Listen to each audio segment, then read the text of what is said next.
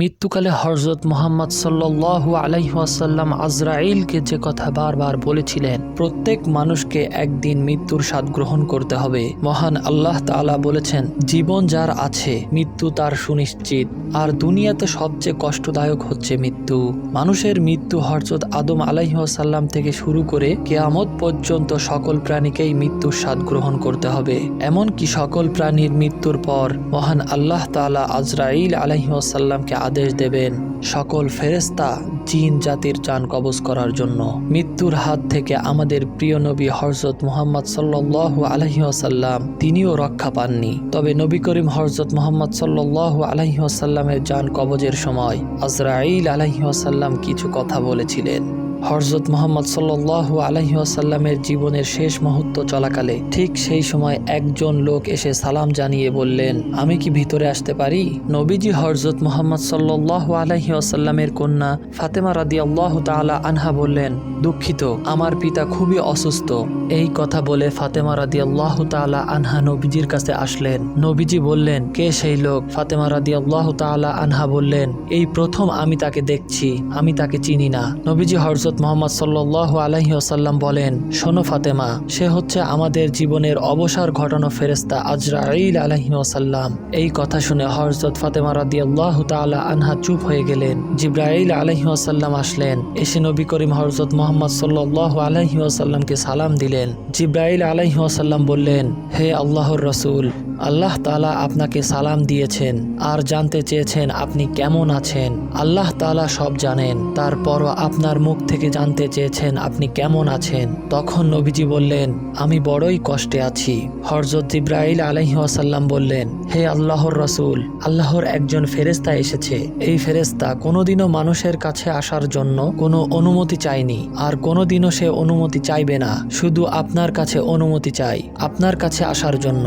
আর সেই ফেরেশতার নাম হচ্ছে মালাকুল মউত। মালাকুল মউত রসুলের অনুমতি নিয়ে রসুলের কাছে এসে সালাম দিয়ে বললেন, ইয়া রাসূলুল্লাহ, আদম আলাইহিস সালাম থেকে শুরু করে আজ পর্যন্ত যত মানুষের জান কবজ করেছি, আর কিয়ামত পর্যন্ত যত মানুষের জান আমি কবজ করব, আমি কারোর অনুমতি চাইনি, আর আমার অনুমতি চাইতে হয় না। কিন্তু আজকে আসার সময় আল্লাহ তাআলা বলেছেন আমি যেন আপনার অনুমতি চাই। এই সময় নবীজি হযরত মুহাম্মদ সাল্লাল্লাহু আলাইহি ওয়াসাল্লাম বললেন, হে আজরাইল, আমি যদি তোমাকে অনুমতি না দিই? তখন আজরাইল আলাইহিস সালাম বললেন, আপনি যদি অনুমতি না দেন তাহলে আল্লাহ আমাকে বলেছেন ফিরে যেতে। রাসূলুল্লাহ সাল্লাল্লাহু আলাইহি ওয়াসাল্লাম বললেন, হে জিবরাইল, আমার উম্মতের কি হবে? আমার উম্মতের নাজাতের কি হবে?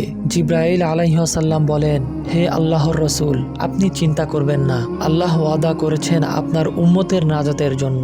তারপর মালাকুল মউত রসুলের অনুমতি নিয়ে তার জান কবজ করবেন। মালাকুল মউত আরো কাছে এসে ধীরে ধীরে রাসূলুল্লাহ সাল্লাল্লাহু আলাইহি ওয়াসাল্লামের জান কবজ করতে থাকলেন। পাশে দাঁড়িয়ে থাকা জিবরাইল আলাইহিস সালামকে নবীজি অত্যন্ত কষ্টের সাথে বললেন, ওহ জিবরাইল, এটা খুবই বেদনাদায়ক জান কবজ করা। ফাতেমা রাদিয়াল্লাহু তাআলা আনহা তার চোখ বন্ধ করে ফেললেন। হযরত আলী রাদিয়াল্লাহু তাআলা আনহা তার দিকে উপুড় হয়ে বসলেন, আর হযরত জিবরাইল আলাইহিস সালাম তার মুখ উল্টো দিকে ফিরিয়ে নিলেন। রাসূলুল্লাহ সাল্লাল্লাহু আলাইহি ওয়াসাল্লাম বললেন, হে জিবরাইল, মুখটা উল্টো করে ঘোরালে কেন?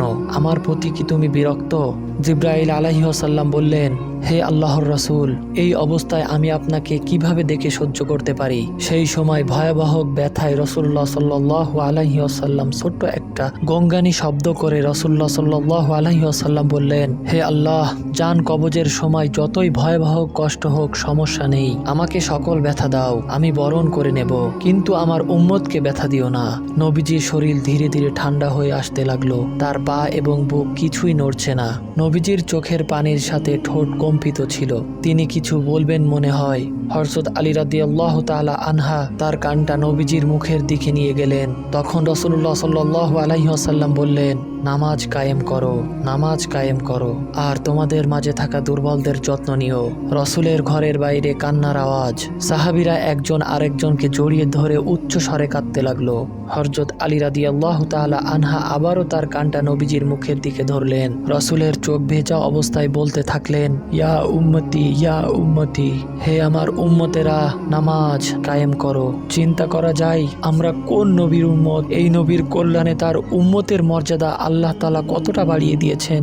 আমরা এই পৃথিবীতে এসেছি সবার শেষে, কিন্তু জান্নাতে যাব সমস্ত নবীর উম্মতের আগে। তাই তো এই নবীর উম্মত হওয়ার জন্য হযরত ঈসা আলাইহিস সালাম আল্লাহর কাছে দোয়া করেছিলেন। শেষ পর্যন্ত আল্লাহ পাক তার দোয়া কবুল করলেন। আল্লাহ আমাদের সবাইকে হেদায়েত দান করুন, আমরা যেন আমাদের প্রিয় নবী হযরত মুহাম্মদ সাল্লাল্লাহু আলাইহি ওয়াসাল্লামের দেখানো পথে চলতে পারি। সবাই 5 ওয়াক্ত নামাজ কায়েম করি। মহানবী সাল্লাল্লাহু আলাইহি ওয়াসাল্লাম মৃত্যুর সময়ও তার উম্মতকে নামাজের কথাটা বলে গিয়েছেন। তাই আমরা সবাই 5 ওয়াক্ত নামাজ পড়ব ইনশাআল্লাহ।